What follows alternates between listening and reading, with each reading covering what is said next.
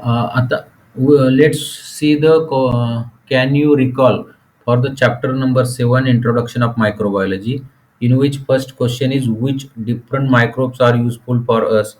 There are many microbes which are useful for us in milk dairy product milk industry, means dairy byproducts, then useful for also bread making industry and antibiotic probiotic etc. In this we use many types of microbes like Saccharomyces cerevisiae in bread industry, then Lactobacillus delbrueckii, then Streptococcus thermophilus. These are many microorganisms are useful for various industry. हे पहिल्याचं उत्तर कळलं. Yes, sir. Second question कोण वाचते, which different products can be produce with help of the microbes. आता हे तुम्हाला झालंय म्हणजे मायक्रोबच्या दृष्टीने कुठले कुठले बाय प्रोडक्ट, आता डेअरीचे बाय प्रोडक्ट एकाने तरी सांगा. Yogurt, butter, cheese, yes. Okay. ghee. Yes, these are the by products of by using the microorganism. त्यानंतर ब्रेड आहे, त्यानंतर ब्रेडचं झालं विनेगर आहे. बरोबर, हे तुम्हाला लिहायचंय जर क्वेश्चन आला तर. आता can you recall, we use a fermentation process while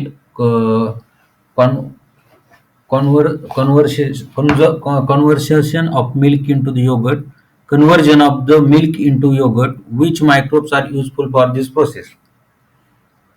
कोण सांगेल? Lactobacillus delbrueckii and Streptococcus thermophilus. हा, तुम्ही आता इथं काय विचारले त्यांनी, मिल्क टू योगर्ट कन्व्हर्जन. तुम्ही आता हे योगर्टचं कन्व्हर्जन सगळं सांगता का, हाऊ योगर्ट इज फॉर्म, म्हणजे how the curd is form, म्हणजे दही कसं तयार केलं जातं. घरातलं नाही सांगायचं, इंडस्ट्री मधलं. आता जे सांगत होते ते कोण सांगत होतं?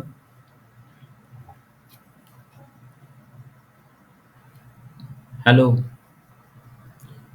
हाऊ योगर्ट इज फॉर्म आता कोण सांगत होतं? आत्ता कोणीतरी सांगितलं ना, फर्मेंटेशन 1:1, म्हणजे हाऊ योगर्ट कसा फॉर्म करतात, म्हणजे दही कसं बनवलं जातं इंडस्ट्रीमध्ये. First you have to take milk, and to maintain the protein we add milk powder. That milk powder is mixed with milk, and then milk is boiled, and once it is come down cool down at warm temperature, then we use two types of strain bacteria, Streptococcus thermophilus and Lactobacillus delbrueckii in 1:1 proportion. Then lactic acid is formed and Streptococcus thermophilus convert the milk into the protein, and that is called yogurt. बरोबर. Yes, sir. हे सांगता येईल ना, लिहिता येते का, try केला तुम्ही? Yes, sir. ओके. आता ह्याचं सांगा, which different types of cheese are used in western food like pizza, burger, sandwich etcetera. तर हा तुम्हाला लेट्स थिंक मध्ये, तर हे जे वेगवेगळे चीजमध्ये असतात चीज, हे वेगवेगळ्या प्रकारचे स्वीज, ब्ल्यू चीज, असे वेगवेगळे चीजचे प्रकार आहेत पिझ्झा बर्गरमध्ये. तर हे सगळे चीजचे प्रकार आहेत, फक्त वेगवेगळ्या ह्याच्यापासून बनवलेले असतात, त्यामुळे त्यांच्यात थोडासा फरक आहे. Second question, what is the difference between those types of cheese. मग ह्या चीजमध्ये काय डिफरन्स आहे? The cheese depends on the milk from which it is produce. कुठल्या मिल्क पासून ते चीज बनवलंय त्याच्यावर तो डिफरन्स असतो. मग काऊ आहे का बफेलो आहे, हे वेगवेगळ्या ह्याच्यावरून, तर त्याचा फ्लेवर कुठले ऍड केले त्याच्यावरून त्याच्यामध्ये डिफरन्सेस होतात. हे लक्षात आलं? Which is different types of the cheese. हो सर. आता use your brain power. In the early classes, you had prepared the solution of dry yeast for observation of yeast. Which substance is prepared by it use on commercial base. सांगू शकाल?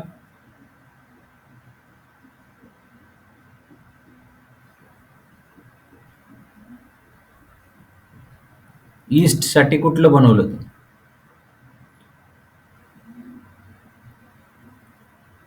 सॅक्रोमेनियस सर्व्हिएसी, bakers east, आठवते का? Yes. त्यानंतर हा chart तुम्हाला by heart करायचा होता. हा question, which functions are performed by enzyme secreted in the human digestive system. आता कुठले कुठले एन्झाईम्स असतात, काय आठवतंय?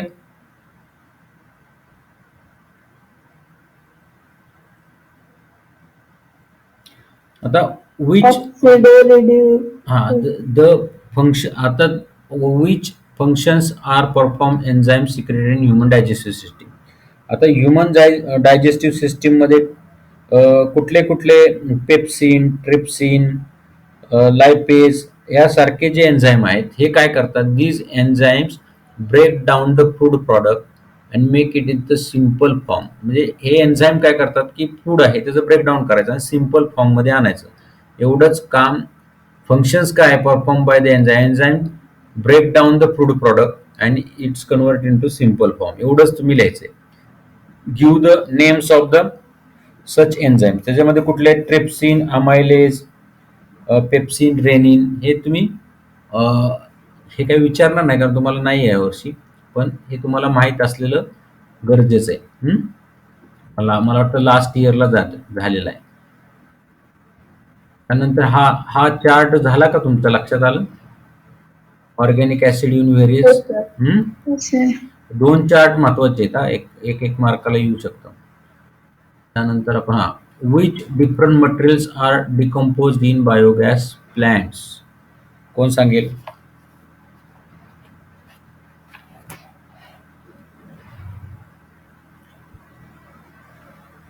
म्हणजे which different material are decompose in biogas plant. Biogas plant मध्ये कुठले कुठले? All biodegradable substances. बायोडिग्रेडेबल कुठले आहेत? ह्युमन वेस्ट म्हणजे सिवेज असेल, त्यानंतर डॉमेस्टिक वेस्ट म्हणजे आपलं अन्न आहे, भाजीपाला आहे, जो वेस्ट आहे तो. त्यानंतर प्लॅन्टचा वेस्ट म्हणजे झाडं तोडलेले असतील, झाडं पानं गळून गेलेले आहेत. All these are decompose in biogas plant. कळलं का? हो सर. फूड पण येऊ शकतो ना सर? हा, फूड पण, फूड असेल त्यानंतर सिवेज असेल, मलमूत्र असेल, डंक असेल काऊची, काऊ बफेलो यांचे डंक म्हणजे शेण असेल, हे सगळं बायोडिग्रेडेबल. म्हणजे शब्दाचा अर्थ माहिती तुम्हाला? बायोडिग्रेडेबल ज्याचं ब्रेकडाऊन होतं ते बायोडिग्रेडेबल. ह्या सगळ्या गोष्टींचं बायोडिग्रेडेबल ह्या बायोगॅस प्लांटमध्ये डिकम्पोज होऊ शकतात. त्यानंतर which useful material are obtained through it and which is the fuel out of those. आता ह्याच्यामध्ये कुठलं युजफुल मटेरियल ऑप्टेम, ह्याच्यापासून कुठलं मटेरियल तयार होतं? Biogas plant. बरोबर. कुठले? मिथेन गॅस तयार होतो, त्याच्यामुळे आपला गॅस चालतो. ज्यांनी बायोगॅस प्लांट कोणी पाहिलाय? गोबर गॅस कुणी पाहिलाय का? गोबर गॅस नो सर. म्हणजे गोबर गॅसमध्ये मला वाटतं तिथं चित्र आहे, तिथे नाही. गोबर गॅसमध्ये जे काऊ डंक आहे ते म्हणजे त्याच्यामध्ये दोन टाके असतात. त्याच्यामध्ये एका टाकीमध्ये गोबर गॅस मिक्स केला म्हणजे जो डंक आहे तो मिक्स करतात विथ वॉटर, तो आत ढकलला जातो. आत त्याचं डिकम्पोजिशन होतं, त्याच्यापासून मिथेन गॅस आणि कार्बन डायऑक्साईड वेगळा होतो. मग त्याच्यातील जो मिथेन गॅस आहे तो पाईपद्वारे गॅसला जोडला जातो आणि तो फ्युल म्हणून यूज केला जातो. आणि त्यानंतर कार्बन डायऑक्साईड आणि हायड्रोजन सल्फाईड हे त्याच्यामधून बाय प्रोडक्ट तयार होतात. आणि सगळ्यात महत्त्वाचं जे राहिलेले स्लर्ज आहे म्हणजे शेणापासून जे राहिलेला खालचा जो गाळ आहे तो फर्टिलायझर म्हणजेच मॅन्युअर म्हणून यूज केला जातो. कळलं का? युजफुल मटेरियल काय आहे? मॅन्युअर. नाही कळलं? नाही कळलं का?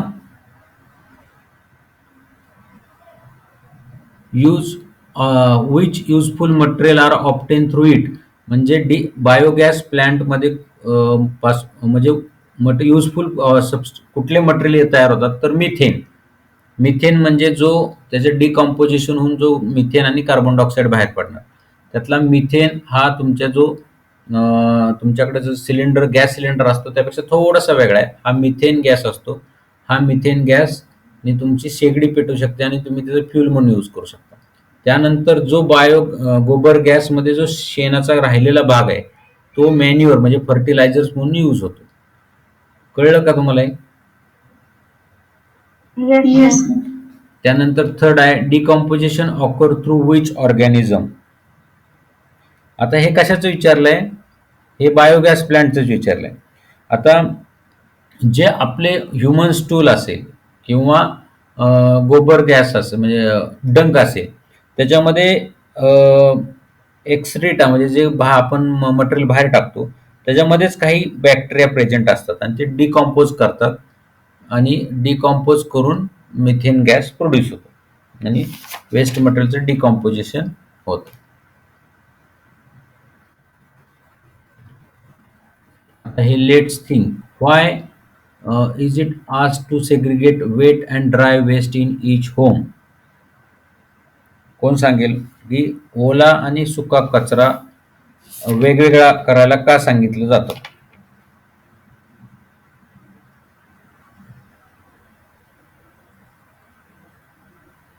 सर, ओला कचरा परत रिसायकल करू शकतो, म्हणजे येस. फर्टिलायझर म्हणून वापरू शकतो. वेट वेट वेस्ट म्हणजे ओला कचरा can be decompose and we get the decomposition म्हणजे biodegradation of that wet waste. In case of dry it is not biodegradable. त्या ड्राय वेस्ट जे आहे म्हणजे प्लॅस्टिक, त्यानंतर आपले सगळे प्लॅस्टिकचे प्रॉडक्ट जे आहेत किंवा लोखंड आहे म्हणजे मेटल्स, हे मेटल होतं पण एवढं लवकर होत नाही. हे मेटल प्लॅस्टिक्स जे ड्राय वेस्ट आहे, दिस ड्राय वेस्ट आर रियूज. म्हणजे प्लॅस्टिकचा परत रियूज करायचा, लोखंडाचा परत रियूज करायचा. मग आपण जर वेट अँड ड्राय वेस्ट वेगळं करून दिलं तर वेटचं आपल्याला डिकम्पोजिशन करता येतं आणि ड्रायचं रियूज करता येतं. कळलं का? Why it is asked to segregate wet and dry waste in each home. Yes, sir. हा, कुणाला शंका? तुम्ही आता गोबर गॅसचं विचारलं होतं ना, हा प्लांट असाच असतो. हे चित्र दिसतंय का? फक्त वेगळ्या पद्धतीने टाकी बनवलेली असते. ह्याच्यामध्ये हे जे गार्बेज टाकलेले ना ह्याच्याऐवजी डंक असते आणि ह्या डंक मधून जो गॅस तयार होतो हा मिथेन गॅस. हा गॅस तयार होऊन हा आपल्या शेगडीकडे दिला जातो आणि शेगडीतून गॅस तयार होतो. कळलं का? म्हणजे शेगडीपासून तो आपल्याला गॅस यूज करून फूड ॲज अ फ्युल म्हणून वापरता येतं आणि फूड प्रिपेअर करता येतं. आता हे मध्ये चित्र दिसलं म्हणून सांगितलं. What is done with the segregated waste. आता सेग्रिगेटेड म्हणजे काय? सेपरेट केलेल्या वेस्टचं काय केलं जातं? Recycle. हा, येस. म्हणजे जे नाही, सेग्रिगेटेडचं डिकम्पोजिशन होणार. डिकम्पोजिशन म्हणजे त्याच्यापासून मिथेन गॅस आणि कार्बन डायऑक्साईड तयार होणार सेग्रिगेटेड वेस्ट. आणि जर ते ड्राय वेस्ट असेल तर ते रियूज होणार. बरोबर आहे. तर डिपेंड्स ऑन कुठलं सॉलिड वेस्ट आहे का वेट आहे का ड्राय वेस्ट आहे त्याच्यावर अवलंबून आहे की त्याचं काय करणार.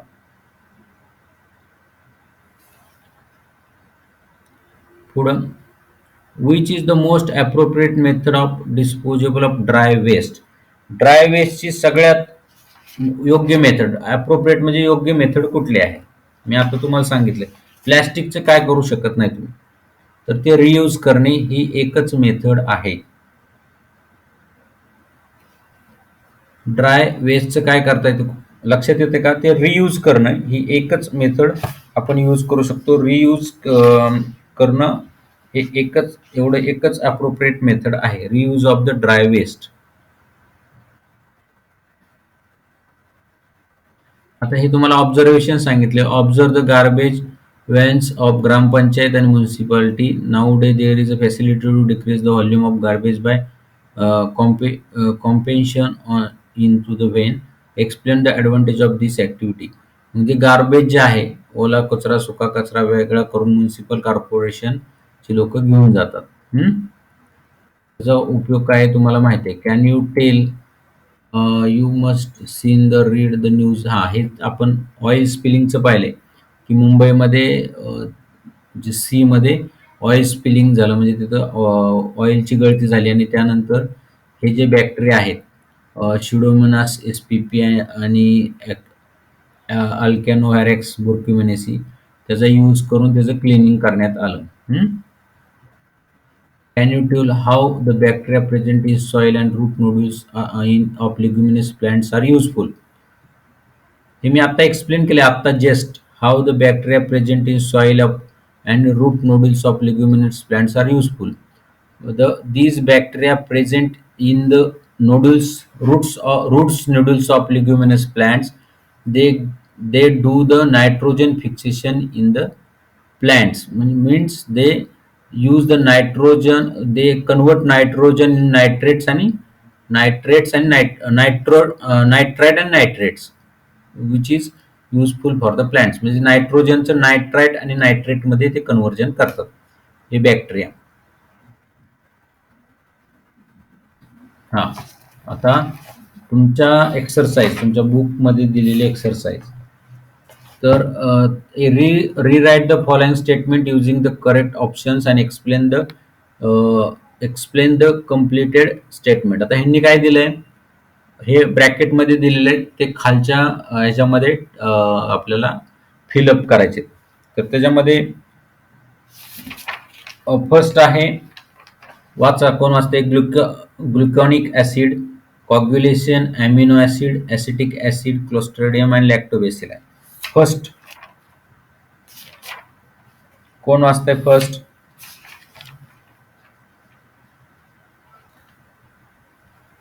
ए, प्रोसेस. कोण वाचतंय? एनीबडी? नाही आलं तरी चालेल, वाचा.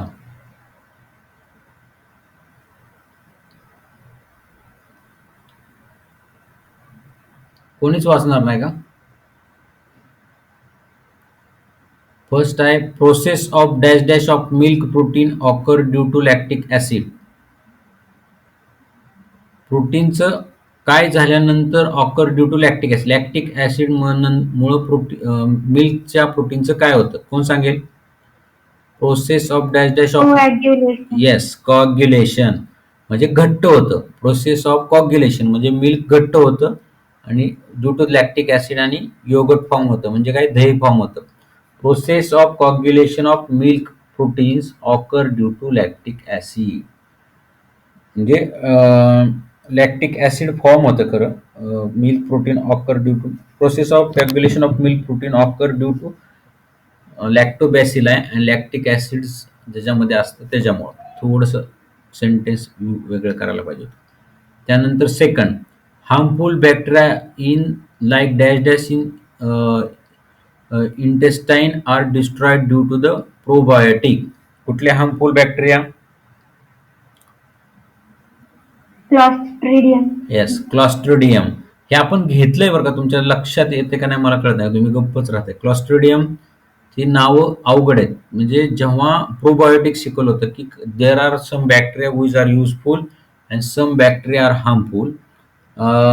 If we use a probiotic, pro means फायदेशीर, this probiotic in intestine they increases the काय म्हणतात, useful bacteria and they destroy the harmful bacteria like clostridium. म्हणजे जे बॅक्टेरिया आपण काही बॅक्टेरिया आपल्याला हेल्पफुल असतात, हे जर हेल्पफुल बॅक्टेरिया आपण वाढवले तर हे मोठ्या प्रमाणात जर वाढवले तर ते आपल्याला युजफुल बॅक्टेरिया वाढवतात आणि जे हार्मफुल आहेत क्लोस्ट्रिडियम सारखे त्याला मारून टाकतात. यांना प्रोबायोटिक म्हणतात. प्रोबायोटिक किती नंबरला बघितलं होतं आपण? वरती आहे ना probiotic. These are also milk product. But content active म्हणजे प्रोबायोटिक म्हणजे काय, तुमचं जे बटर मिल्क आहे किंवा कर्ड आहे, योगर्ट आहे, म्हणजे दही दही जे आहे, त्यानंतर बटर मिल्क म्हणजे ताक आहे, हे सगळे प्रोबायोटिक कंटेंट करतात. त्याच्यामध्ये मायक्रो ऑर्गॅनिझम आहेत. Lactobacillus acidophilus, lactobacillus casei, bifido bacterium bifidum, bifidobacterium bifidum. These microbes maintain the balance of intestinal microorganism. हे काय करतात, त्याचा बॅलन्स मेंटेन करतात, चांगल्या बॅक्टेरियाचा आणि वाईट बॅक्टेरियाचा.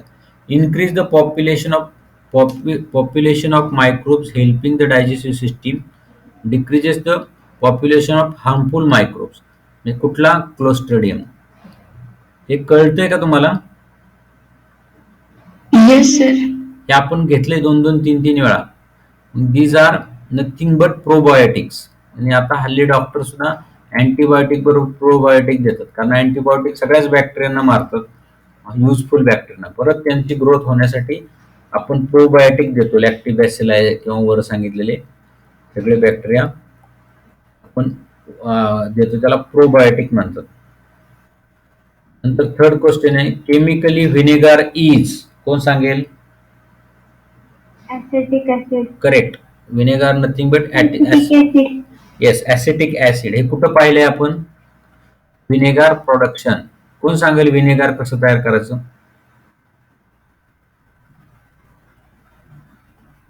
वाचून सांगितलं तरी चालेल. हा, व्हिनेगार इज 4% ऍसिटिक ऍसिड. बरोबर. तुम्हाला व्हिनेगार तयार करायचं असेल तर first you have a ethanol. How ethanol is obtain? Ethanol is obtain from fermentation of fruit juice, maple syrup, sugar molasses, starch etcetera. याचं डिकॉम्पोजिशन केलं की त्याच्यापासून इथेनॉल.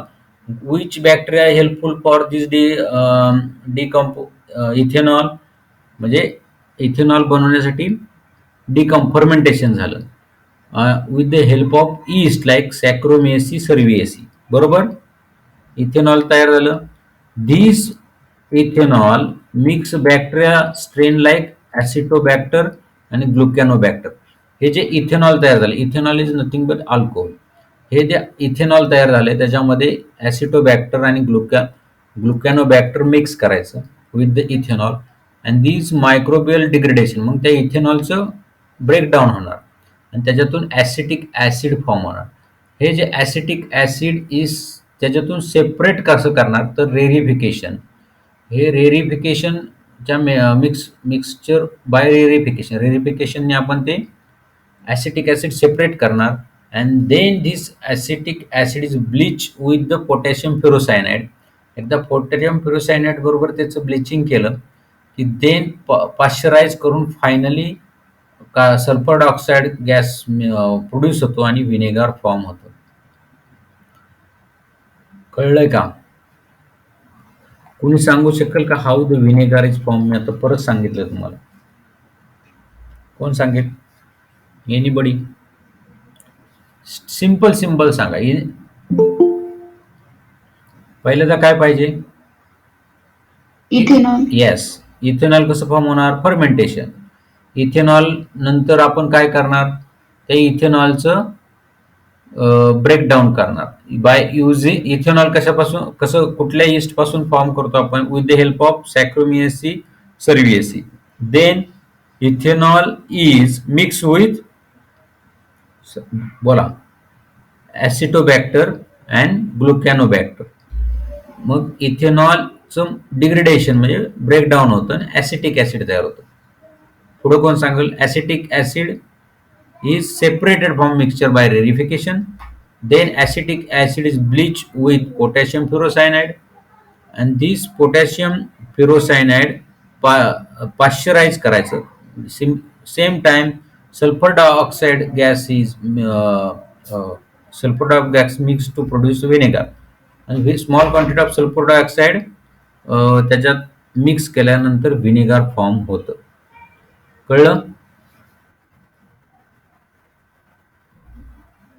Yes sir. आपण ह्या विनेगार पासून तिकडे गेलो. इथं खरं एकच उत्तर लिहायचं होतं, ऍसिटिक ऍसिड. किती पर्सेंट ऍसिटिक ऍसिड असतं? तर 4% acetic acid. Okay. Salts which can be used as a supplement of calcium and iron are obtained from.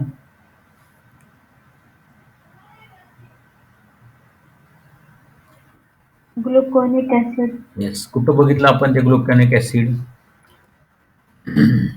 थोडा बोर टॉपिक आहे, मलाही माहिती आहे. मला हे this जे कळते का, हे इथं लिहिलेलं आहे ग्लुकॅनिक ऍसिड. आणि कुठला मायक्रोज वापरला? Aspergillus niger. Production of minerals used supplement for the calcium and iron. हे आठवतंय का? Yes, sir. हा, येस सर. हे तुम्हाला पाठच करायचं, ह्याला पर्याय नाही. आता हा जसा आला ग्लुकॅनिक ऍसिड, ह्याच्या अगोदर आपण पाहिलं होतं, हा येऊन गेलाय झॅलिटॉल ॲस्पेरेटम फॉर आर्टिफिशियल स्वीटनर, म्हणजे गोडी आणण्यासाठी त्याचा झॅलिटॉलचा यूज केला जातो. ओके. त्यानंतर खाली आलंच आहे मॅच. झॅलिटॉल कोण सांगेल?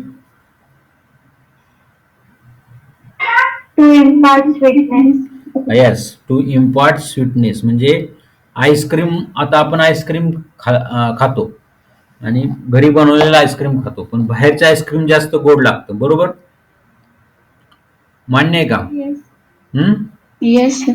का लागतं? तर त्याच्यामध्ये हे टाकलेलं असतं, हे आपल्या ह्याच्यापेक्षा 6 पट गोड असतं. म्हणजे आपण जे साखर खातो त्याच्यापेक्षा हे झॅलिटॉल जे ऍड केलेलं असतं ते 6 पट गोड असतं, म्हणजे त्यामुळं ते आपल्याला जास्त गोड लागतं. आता सायट्रिक ऍसिड,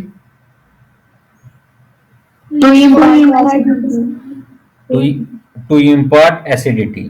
लायकोपिन पिगमेंट. आणि नायसिन मायक्रोबियल रिस्ट्रिक्टर. हे तुम्हाला कुठं शिकवलंय, आठवते का? हं? हा, मध्ये. हाच ना चार्ट. हा. तर आता citric, malic, lactic acid to impart acidity, म्हणजे त्याला ऍसिडिटी आणण्यासाठी याचा उपयोग होतो. Glutamic acid, lysine, tryptophan, protein binding. Nisin, natamycin, microbial restrictor, म्हणजे मायक्रो ऑर्गॅनिझमची ग्रोथ रिस्ट्रिक्ट करणारे, म्हणजे अडवणारे. कुठले? नायसिन, नेटामायसिन. ॲस्कॉर्बिक ऍसिड म्हणजे काय? लिंबू. व्हिटॅमिन सी, B12 बी, अँटीऑक्सिडंट. अँटीऑक्सिडंट म्हणजे काय सांगितलं ना मी तुम्हाला? सांगितलं का अँटीऑक्सिडंट म्हणजे काय? अँटीऑक्सिडंट म्हणजे तुमच्या आपल्या शरीरामध्ये बॅक्टेरियाने अटॅक केल्यानंतर बॅक्टेरियाची आणि आपल्या शरीरातली इम्युन सिस्टीमची, डिफेन्स सिस्टीमची फाईट होते. या फाईटमध्ये काही बाय प्रॉडक्ट तयार होतात. हे बाय प्रॉडक्ट आपल्या शरीराला हार्मफुल असतात. त्या बाय प्रॉडक्टला रोखणारे म्हणजे अँटीऑक्सिडंट. मग हे कोण असतात? तर व्हिटॅमिन सी. मग आता तुम्ही आता कोरोनामध्ये ऐकलं असेल की काय, ह्या व्हिटॅमिन सीच्या गोळ्या दिल्या जातात. का दिल्या जातात? कोण सांगू शकेल?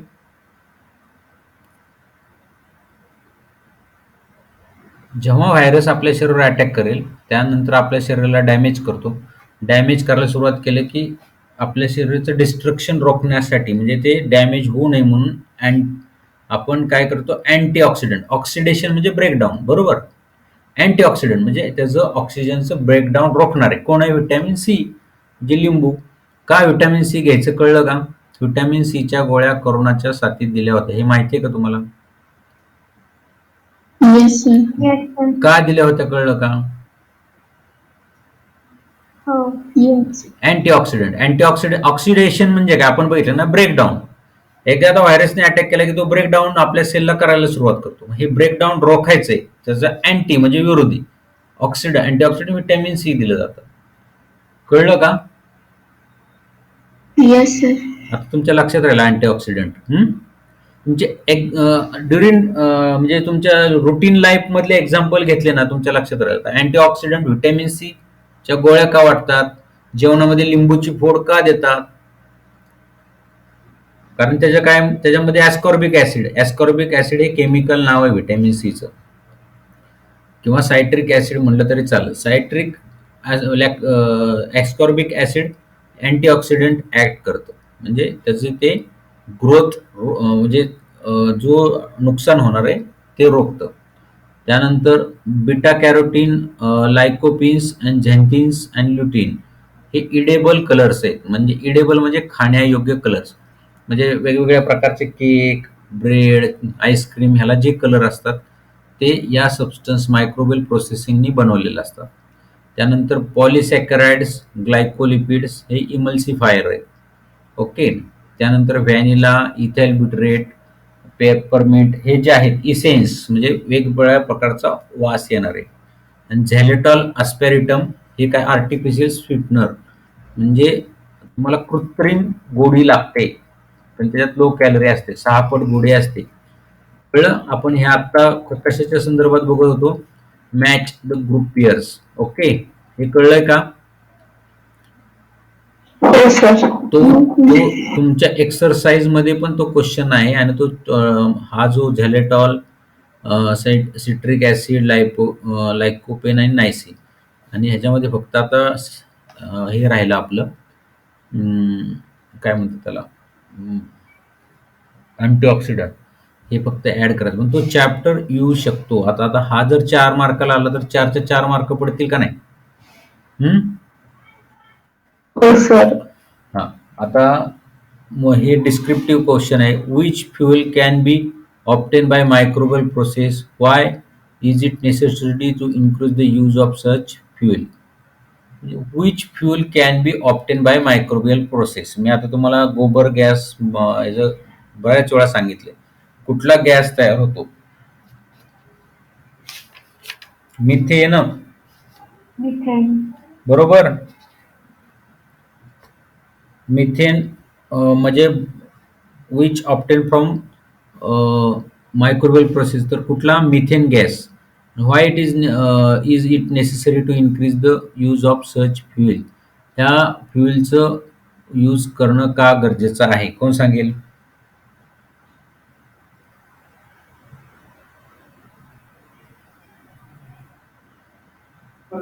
To reduce pollution. येस. आणि दीज आर बायोडिग्रेडेबल आणि रिन्युएबल, म्हणजे परत परत वापरता येतात. ह्याच्यामधून आपण डिकम्पोजिशन पासून कुठले कुठले विच मायक्रोबियल प्रोसेसमधून कुठले कुठले फ्युल्स मिळतात? एक आपण पाहिलं मिथेन मिळतो. त्यानंतर कुठलं पाहिलं? इथेनॉल मिळतं. इथेनॉलचं आपण बायोडिझेलमध्ये यूज करतो. बरोबर. अजून काय पाहिलं आपण? अल्कोहोल पाहिलं. अल्कोहोलचा पण यूज करू शकतो. हे जे सगळे मिथेन आहे, अल्कोहोल आहे, हे कुठं आपण पाहिलं?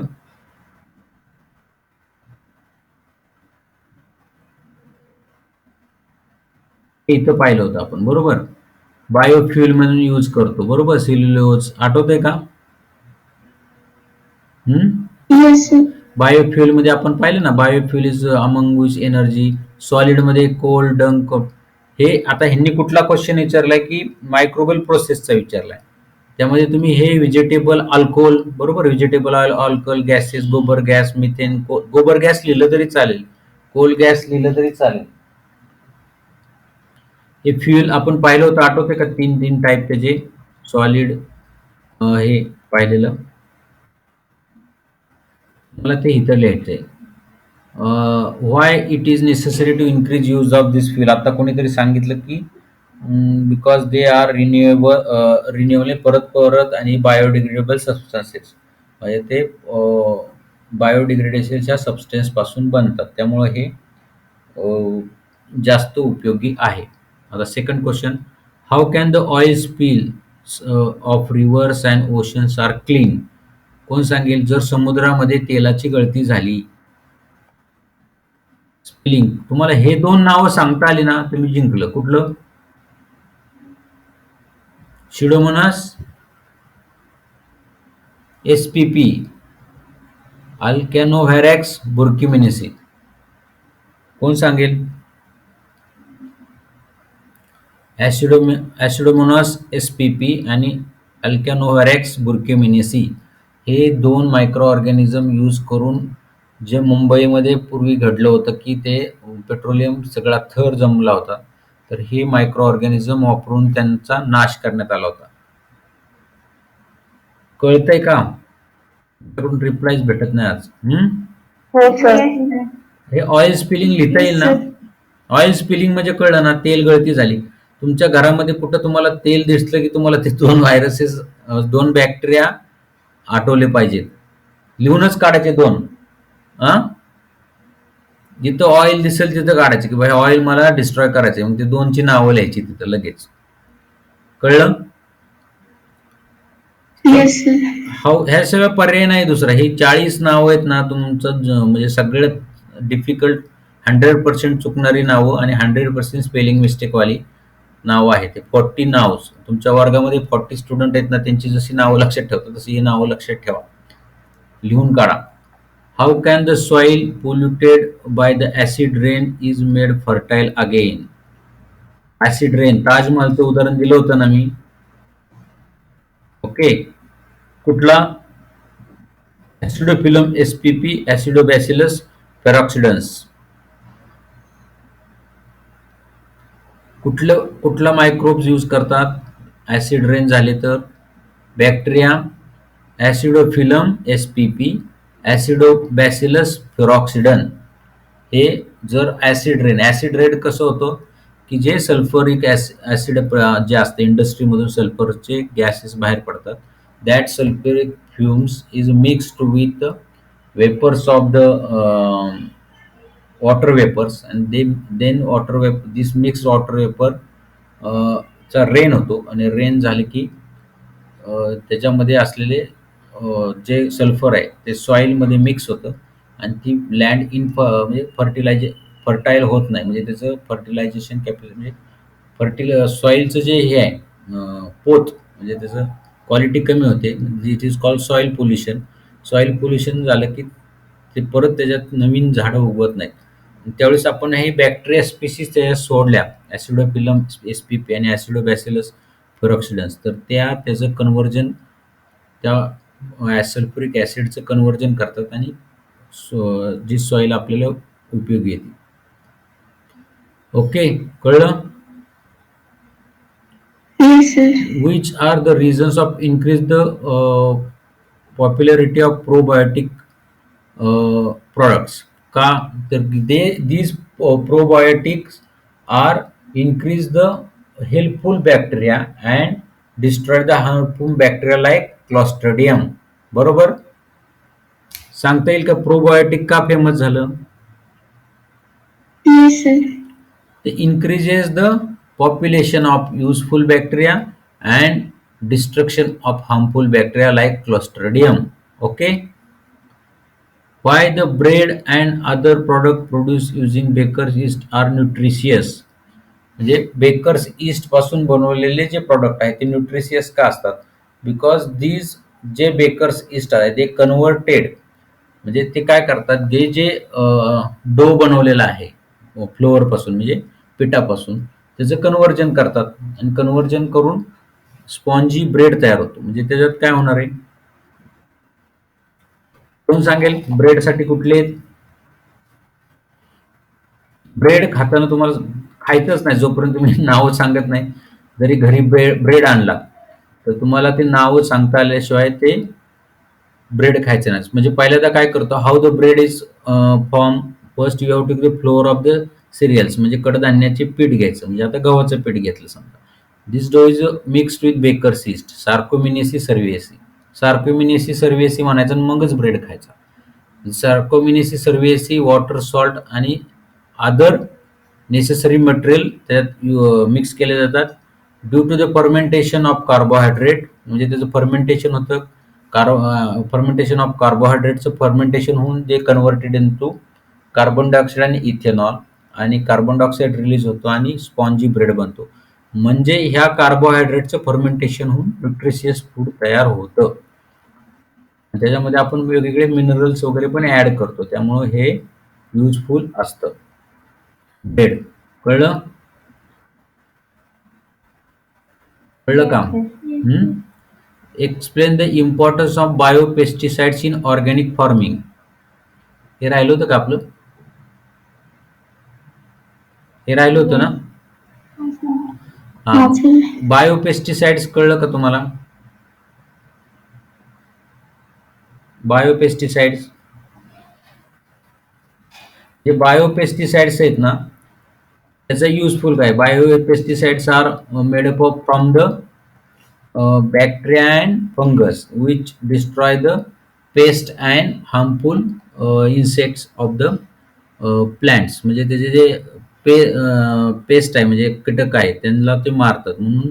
And these are not harmful for the soil and non pollutant. म्हणजे बायो असल्यामुळं म्हणजे बायो बायो पेस्टिसाइड्स असल्यामुळे त्याचा शेतीला हार्म होत नाही ऑर्गॅनिक फार्मिंगमध्ये. कळलं? which precautions are necessary for proper decomposition of domestic waste. कुठले काळजी आपण घेतली पाहिजे डोमेस्टिक वेस्ट साठी?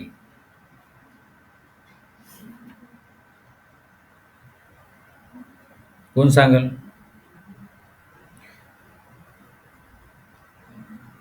म्हणजे डोमेस्टिक वेस्ट म्हणजे आपण पहिलं तर ते जे बायोडिग्रेडेबल वेस्ट आहे म्हणजे वेट म्हणजे ओला कचरा and dry waste are separated. त्यामुळे आपण सेपरेट करून दिलं की वेट वेस्ट डिकम्पोजिशन होणार. म्हणजे आपण हे सेपरेट करून दिलं पाहिजे, एवढंच काम आपलं आहे. नाहीतर नॉन बायोडिग्रेडेबल प्लॅस्टिक जर त्याच्यात मिक्स केलं तर ते आपल्याला हार्मफुल आहे. कुठली प्रिकॉशन घ्यायची आपल्याला? वेट अँड ड्राय हे आपल्याला वेगवेगळं करायचं आहे. वेस्ट एक वेगळं करून द्यायचं आहे. प्रिकॉशन्स घ्यायची. कळलं? Why is it necessary to ban on plastic bags? आता तुम्ही सांगायचे, मी नाही सांगणार.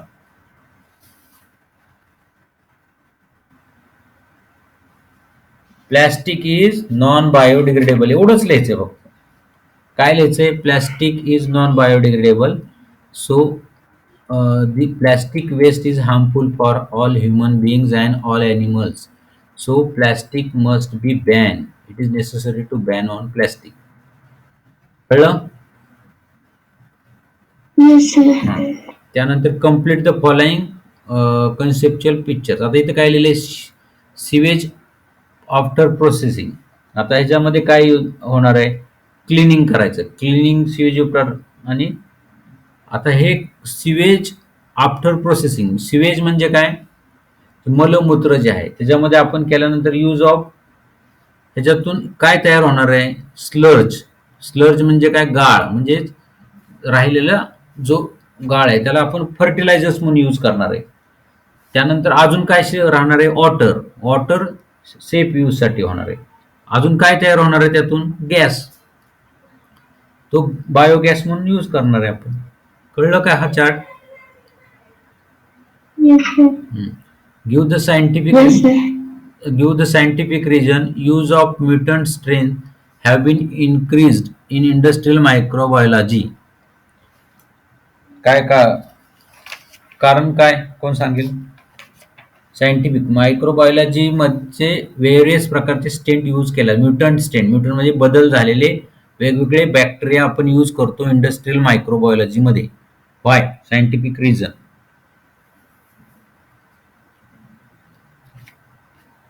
Pollution ते आहेच आहे. ह्यांना असं विचारायचं आहे, तुम्हाला सोपं सांगतो की आपण घरी जसं दही बनवतो, योगर्ट बनवतो, बटर मिल्क बनवतो, ते न बनवता इंडस्ट्रीमध्ये वेगवेगळे बॅक्टेरिया का टाकतात? बिकॉज इंडस्ट्री लेवलला लार्ज क्वांटिटीमध्ये बनवायचं असतं. लक्षात येते का?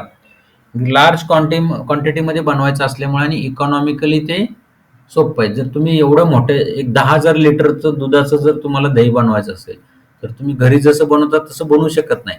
त्यासाठी तुम्हाला इकॉनॉमिकली शक्य आहे आणि प्रॅक्टिकली फिजिबल आहे असंच तुम्हाला 1:1 मध्ये तुम्हाला ते मायक्रो ऑर्गॅनिझम टाकायला लागतील आणि त्याच्यापासून दही बनवायला लागेल. कळलं का याचं उत्तर?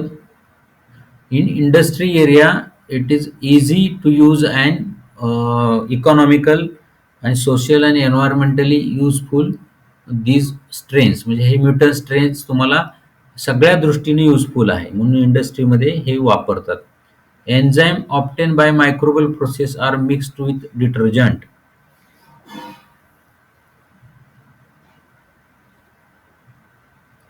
म्हणजे ह्यांना काय म्हणायचं, enzyme obtain by microbial process म्हणजे डिटर्जंट म्हणजे काय, म्हणजे आपण जे सोप यूज करतो साबण त्याला डिटर्जंट म्हणतात. आता हे डिटर्जंटमध्ये हे एन्झाईम्स काय करतात, तर एन्झाईम त्या प्रोसेसला वाढवतात ना. तर हे एन्झाईम्स काय करतात की समजा आता तुम्हाला डिटर्जंटनी कुठला तरी साफ करायचंय, तर क्लिनिंग प्रोसेस करायची, तर त्या क्लिनिंग प्रोसेस करताना जर एन्झाईम वापरले तर ती डिटर्जंटनी फास्ट प्रक्रिया होते, म्हणजे या एन्झाईममुळे ती प्रक्रिया फास्ट होते. म्हणून enzymes obtain by the microwave process are mixed with detergent. मग डिटर्जंटमध्ये एन्झाईम मिक्स केले जातात. कळलं का, प्रोसेस फास्ट होण्यासाठी. C, microbial enzymes are use in instead of chemical catalyst in chemical industry. कोण सांगेल, म्हणजे केमिकलच्या ऐवजी मायक्रोबियल एन्झाईम का वापरतात. मला तर वाटतं हे मी 3-4 वेळा सांगितले, तुम्ही वाचताय का नाही, कोण सांगेल एन्झाईम का वापरतो आपण. हा, Microbial enzymes are active at low temperature. Very Low correct. temperature. Yes, इथं दिलंय बघा सगळं, आपण वाचलं की these enzyme active at low temperature, pH and pressure. Due to energy is saved and erosion proof instruments are also necessary. Enzyme carry out specific process, hence unnecessary by products are not form. एवढं तुम्ही लिहिलं ना, low temperature pH प्रेशरला ते enzyme काम करतात, त्याच्यामुळे energy save होते. म्हणजे तुम्हाला टेम्परेचर वाढवायची, कमी करायची, पीएच कमी करायची, प्रेशर वाढवायची काही गरज नाही.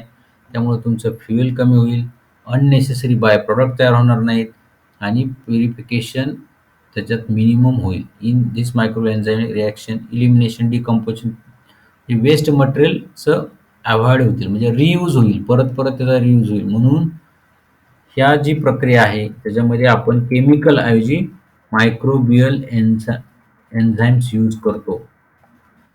हा क्वेश्चन येऊ शकतो, जरा हा क्वेश्चन यावर्षी मायक्रोबियल एन्झाईम का. ओके, आता हा तुमचा आवडता झॅन्थिन गम कशा कशासाठी यूज करतात.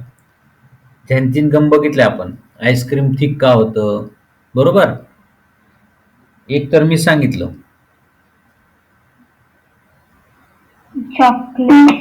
Chocolate, pigment, fertilizer, weedicides, textile pigment, high quality paper, toothpaste, ice cream. Xanthan gum वाचलं होतं ना आपण. Yes, sir. Yes, sir. आता हे नेक्स्ट आहे मायक्रोब्स. मायक्रोबचा यूज कुठं कुठं होतो, ऑइल स्पिलिंग थोडं सांगा इथं. Plastic bottles. Sewage treatments, yes. Land filling, त्यानंतर biogas and biogas formation, microbial inoculant and biopesticides. एवढं तुम्हाला लिहिता आलं पाहिजे. Answer the following. What is the role of microbes in compost production. Compost म्हणजे काय, खत होताना मायक्रोबचा काय उपयोग होतो. Decomposition of natural waste. Yes, decomposition of microbes, काय decomposition of the waste product, त्याचा मायक्रोबचा हा यूज आहे. Okay, what are the benefits of mixing ethanol with the petrol and diesel. Biodiesel म्हणायचं याला. इथेनॉल मिक्स करायचा काय उपयोग आहे, म्हणजे पेट्रोल आणि डिझेलमध्ये इथेनॉल काय यूज करायचं, बिकॉज पेट्रोल आणि डिझेलचा 100% कन्झम्पशन होत नाही, त्यामुळे त्याच्यातून बाय प्रॉडक्ट तयार होतो, म्हणजे धूर तयार होतो.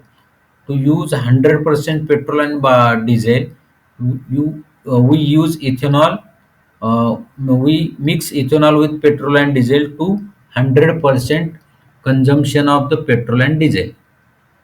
कळलं, नुसतंच पेट्रोल वापरलं तर त्याचं सगळं बर्न होत नाही, डिझेल बर्न होत नाही, त्याचे बाय प्रॉडक्ट तयार होतो, धूर बाहेर पडतो, कार्बन डायऑक्साईड, लेड सगळं त्यात असतं. तर इथेनॉल मिक्स केलं तर बाय प्रॉडक्ट कमी होईल आणि पोल्युशन पण कमी होईल. कळलं? Which plants are cultivated to obtain the fuel?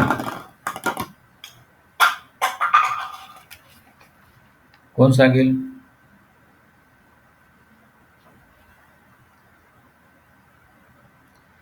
Sugar cane, मोलिसिस नाही का, बीट, मेक, वीट, कुठलंही लिहा तुम्ही.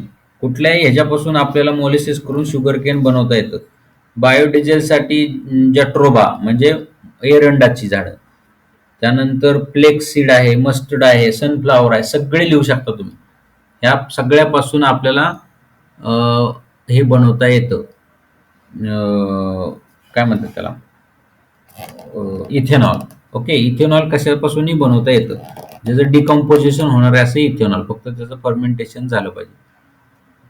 टू ऑब्टेन द फ्युल म्हणजे इथेनॉल फ्युलसाठी कुठले कुठले प्लांट्स आहेत तुम्ही ज्वारी गहू पासून सगळे लिहू शकता. शुगर केन पासून मोलेस तयार होणार. Which fuels are obtain from the biomass? कुठलं फ्युल आपल्याला मिळतं बायोमास पासून? कोण सांगेल? Biofuel, methane. येस, मिथेन आपल्याला मिळतं. त्यानंतर आपण हे पण लिहू शकतो, इथेनॉल, अल्कोहोल. बायोमासच्या ह्याच्यामध्ये आपण ते लिहू शकतो. त्यानंतर how does the bread become spongy? आत्ताच सांगितले, कोण सांगेल? ब्रेड ब्रेड खायचंच नाही सांगितल्याशिवाय. परीक्षा होईपर्यंत 10-12 वेळा तर ब्रेड खाऊन होईल ना? हं? होईल का नाही? स्पंजी का तयार होतो?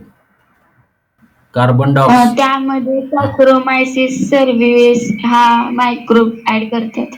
बेकर ईस्ट ऍड करतो आपण. ते ते त्याचं डिकम्पोज म्हणजे त्याच्यामध्ये कार्बन डायऑक्साईड, इथेनॉल फॉर्म होतं आणि कार्बन डायऑक्साईड रिलीज झाल्यामुळे तो स्पॉन्जी बनतो.